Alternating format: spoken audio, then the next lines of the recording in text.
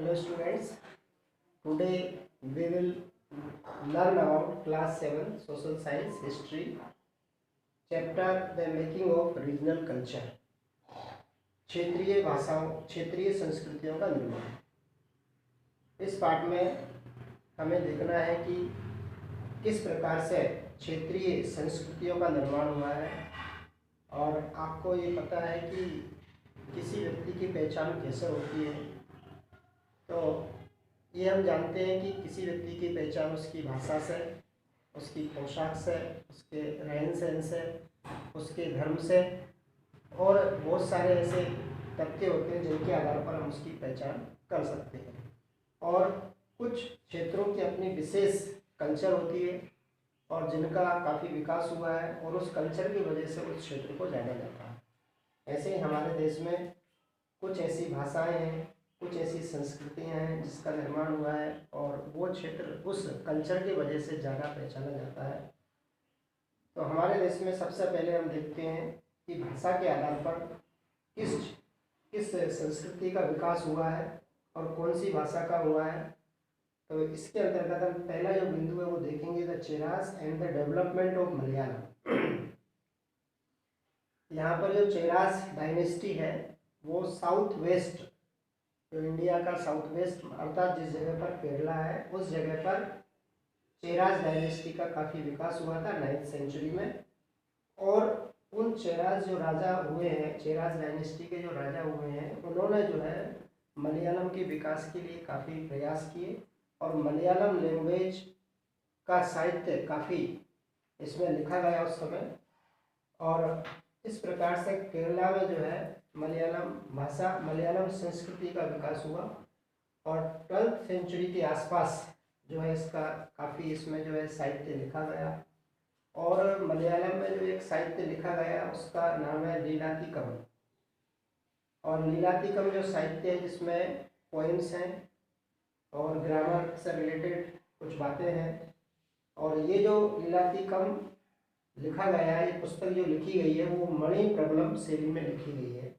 इसका मतलब होता है हीरा और माणिक्य, मतलब मोती, हीरा मोती, इससे रिलेटेड है। ये एक शैली है जिसमें ये साहित्य लिखा गया। और बाद में मलयालम का इतना विकास हुआ, मलयालम लैंग्वेज का इतना डेवलपमेंट हुआ कि इसको जो है ऑफिशियल लैंग्वेज के रूप में प्रयोग किया जाने लगा।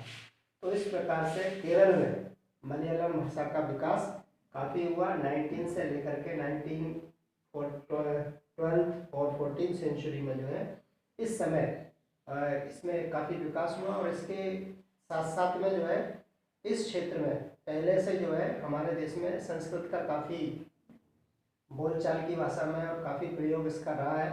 तो जो मलयालम लैंग्वेज है इसमें जो है संस्कृत का काफ़ी प्रभाव रहा है और संस्कृत के वर्ड्स जो है मलयालम लैंग्वेज में भी प्रयोग किए जाते हैं। कहने का मतलब मलयालम में संस्कृत भाषा का काफ़ी प्रभाव रहा है। ऐसा कहते हैं कि जो भारतीय भाषाएं हैं उनकी जननी जो है संस्कृत, तो लगभग सभी भाषाओं में जो है संस्कृत के शब्द मिलते हैं।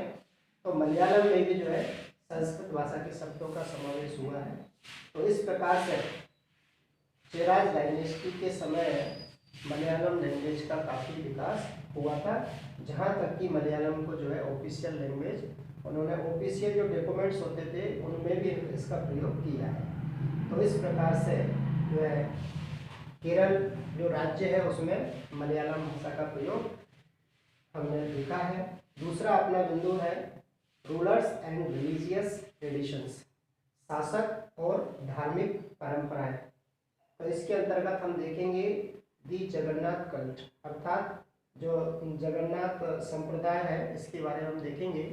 तो आपको ये पता होगा कि जो जगन्नाथ जी हैं, जगन्नाथ जो मंदिर है वो पुरी में है। पुरी आपका उड़ीसा राज्य में है, ठीक है। और जहाँ पर जगन्नाथ जी का मंदिर है, जगन्नाथ का मतलब होता है the god of the world, जग के नाथ अर्थात जगन्नाथ। और ये जो है विष्णु के स्वरूप माने जाते हैं, विष्णु भगवान के स्वरूप माने जाते हैं। और इसका जो विकास हुआ है, जगन्नाथ जी जो मंदिर बनाया है वो 12th सेंचुरी में गंग डायनेस्टीज के अनंत वर्मन नाम के एक राजा हुए हैं। उन्होंने जो है 12th सेंचुरी में जगन्नाथ मंदिर का निर्माण कराया। और इसी वंश में 1230 में अनंग भीम नाम के एक शासक हुए, अनंग भीम थर्ड। इन्होंने जो है इसका और काफ़ी विकास किया है और इस समय से ये जगन्नाथ रथ यात्रा निकलनी शुरू हुई है। और यहाँ के जो लोग हैं, यहाँ के जो आदिवासी लोग हैं यहाँ की, तो वो लोग अभी भी जो है उनका जो है मूर्ति बनाते हैं, काष्ठ की मूर्ति बनाते हैं, लकड़ी की मूर्ति बनाते हैं और पूरा रथ जो है पूरा लकड़ी का बनाते हैं और उस पर उनकी मूर्ति को रख कर के निकाला जाता है, जिसे हम रथ यात्रा के नाम से जानते हैं, जो कि काफ़ी फेमस है, उड़ीसा पुरी रथ यात्रा के नाम से जो जानी जाती है।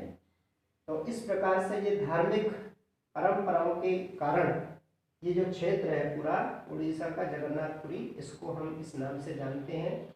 और इस जगह पर जो है ये जगन्नाथपुरी जो भी शासक हुए हैं वो लोग सबसे पहले जगन्नाथपुरी के मंदिर पर अपना कब्जा जमाना चाहते थे, चाहे वो ब्रिटिश लोग हैं, चाहे वो मराठा लोग हैं और जो भी विदेशी मुगल लोग हैं, जो भी विदेशी लोग आए हैं, तो सबसे पहले इन लोगों ने अपना अधिकार इन मंदिरों पर जमाने का प्रयास किया। क्यों किया? क्योंकि यदि मंदिर पर इनका अधिकार हो जाता था तो वो लोग समझते थे कि पूरे क्षेत्र पर हमारा अधिकार हो गया। तो इस प्रकार से कोई भी जब आक्रमण करता था अपने देश पे तो सबसे पहले जो है मंदिरों पर अपना आधिपत्य स्थापित करना चाहते थे। तो इस प्रकार से जो है ये रिलीजियस ट्रेडिशन हमारे देश में पड़ी है। और भी विभिन्न प्रकार की धार्मिक केंद्र हमारे देश में रहे हैं, जैसे तिरुपति है ना, और भी साउथ में है, ईस्ट में है, वेस्ट में है। तो देश के विभिन्न भागों में इनका विकास हुआ है, परंतु ये स्पेशली जगन्नाथ जी के बारे में बताया है, जिसे हम जगन्नाथपुरी की रथ यात्रा के नाम से जानते हैं। इसके बाद में हमारे देश में और भी जो है मुख्य बातें हैं वो है आपकी तीसरा जो बिंदु है the Rajput and the traditions of heroism, मतलब जो बहादुरी की जो परंपराएं हैं, राजपूत शासक। तो आपको ये पता होगा कि राजपूत कौन थे, है ना, और वो किस प्रकार के लिए जाने जाते हैं। तो आपको पता है कि राजपूत जो है राजस्थान राज्य में रहते थे और वे ब्रिटिश लोग हैं। उन्होंने 19वीं सेंचुरी में ब्रिटिशर्स ने कहा था कि जो राजपूताना जो राजस्थान वाला भाग है, जिसे राजपूताना उन्होंने कहा था कि वही क्षेत्र में राजपूत लोग ज़्यादा रहते हैं। परंतु ऐसा नहीं है कि राजपूत ही अकेले राजस्थान में रहते हैं, और लोग भी वहाँ रहते हैं। परंतु राजपूतों के अपने ऐसे कारनामे थे बहादुरी के, है ना, अपने देश की रक्षा के लिए, अपनी आन बान शान के लिए ये लोग मर मिटे थे। इस कारण से राजपूत लोग काफ़ी फेमस रहे हैं राजस्थान में, इसीलिए इस क्षेत्र का नाम राजपूताना दे दिया गया है। ठीक है, इसमें पृथ्वीराज रहे हैं 8th सेंचुरी में। इसके अलावा बहुत सारे राजा महाराजा रानियाँ भी काफ़ी फेमस रही हैं, जो कि अपने पहले जो प्रथाएं होती थी, जोहर है, सती प्रथा है ना, तो इनमें जो है औरतें भी काफ़ी आगे रही हैं लड़ाइयों में, है ना, और औरतों के पीछे भी कई लड़ाइयाँ लड़ी गई हैं। तो इस कारण से जो है राजपूत लोग काफ़ी फेमस रहे हैं राजस्थान के, और इनकी बहादुरी की वजह से जो है ये बहादुरी की परंपराओं की वजह से जो है राजपूत लोग काफ़ी फेमस रहे हैं। तो इस प्रकार से ये कल्चर है, और इस कल्चर की वजह से जो है इनका ये क्षेत्र जाने पहचाने लगे हैं। तो जैसे बहादुरी के लिए राजस्थान के राजपूत, ठीक है।